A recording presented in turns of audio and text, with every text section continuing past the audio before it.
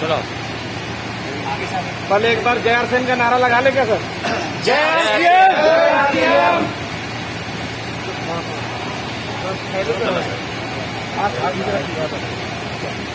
कीजिए सर। आगे सर आ गया सर। सबसे पहले मैं आपका एपी ऑर्गेनिक के रिफाइनिंग प्लांट में स्वागत करता हूँ। जय आरसीएम।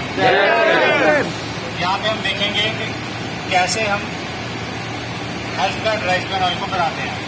तो सबसे पहले राइस ब्रान ऑयल से शुरुआत करते हैं। राइस जो होता है, राइस जैसे धान, सबसे पहले फील्ड में जब हार्वेस्ट हुआ सबसे पहले राइस मिल में जाता है। राइस मिल में जाकर उसकी प्रोसेसिंग शुरू होती है। सबसे पहले उसके अंदर उसका छिलका उतारा जाता है, जिसको बोलते हैं हस्क।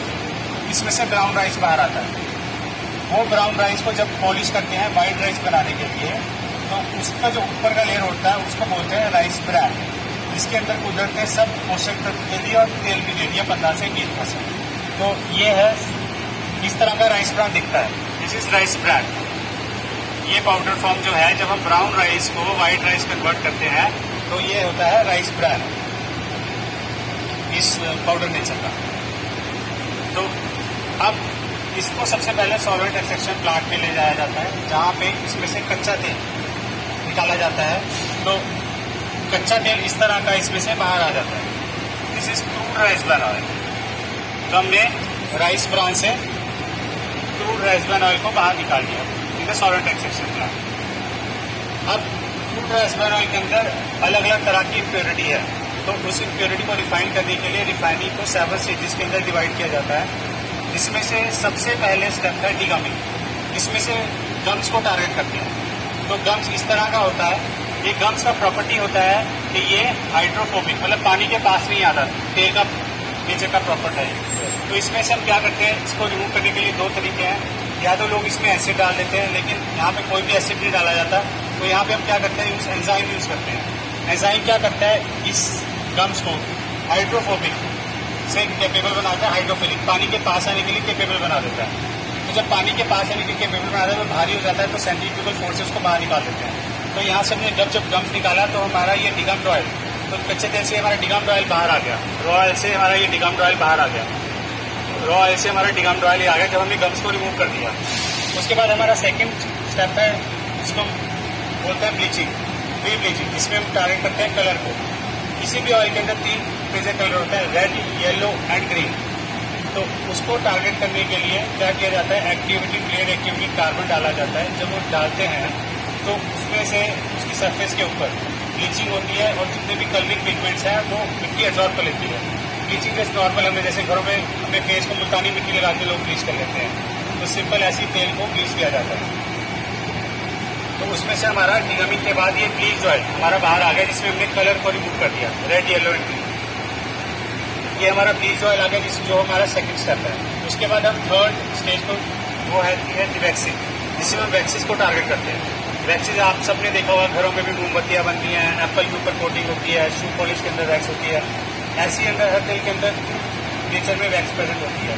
तो उसको रिमूव करने के लिए क्या किया जाता है कि धीरे धीरे तेल को ठंडा करते हैं अंडर कंट्रोल टेम्परेचर प्रोफाइल। जब हम तेल को धीरे धीरे ठंडा करते हैं तो उसमें से वैक्स क्रिस्टल बन के वो तेल से बाहर आ जाता है, और फिर उसको फिल्टर से पास करते हैं तो वैक्स वहाँ पे रिटेन हो जाती है।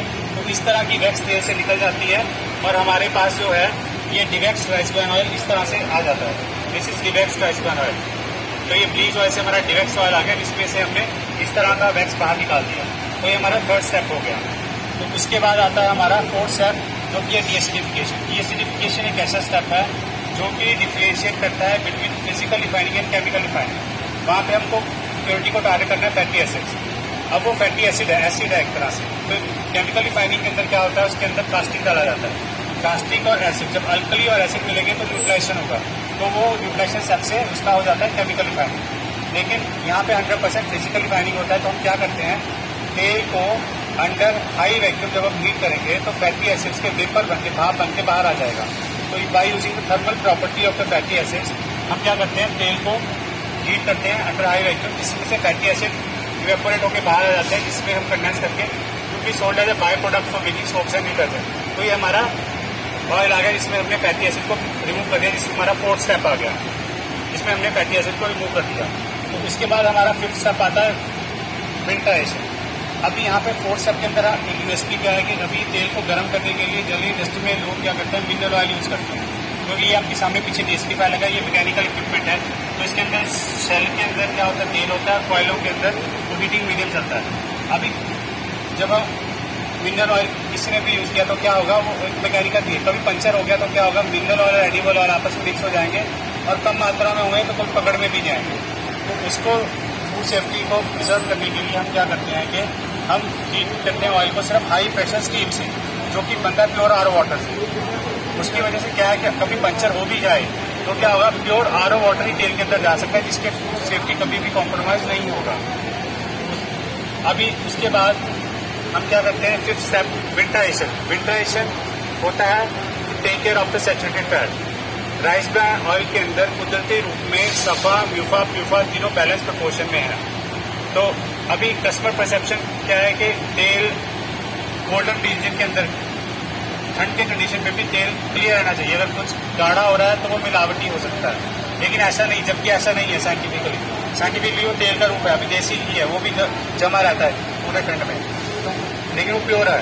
वैसे ही राइस ब्रान ऑयल के अंदर उस मात्रा में 25% से लेकर 20 से 25% तक सैचुरेटेड फैट होता है, जो कि तेल को गाढ़ा कर सकते हैं। लेकिन फिर भी कस्टमर परसेप्शन बनी रहे तो उसके लिए हम विंटराइजेशन करते हैं, जो कि हमारा फिफ्थ स्टेप है। उसके अंदर तेल को फिर धीरे धीरे ठंडा करते हैं और फिल्टर करते हैं, जिसके अंदर सैचुरेटेड फैट निकल जाता है। तो ये हमारा विंटराइज ऑयल बाहर आ गया। तो हमारा ये DSP फैट से हमारा फिफ्थ स्टेप पे विंटराइज ऑयल आ गया। उसके बाद आता है हमारा अगला step, which is known as post bleaching. हम तो ऑयल को फिर ब्लीच करते हैं, जैसे पेरोक्साइड उसके जो उसका हो गया अल्किहाइड्स, उसको रिमूव करते हैं। तो ये post bleach rice bran oil आ गया। तो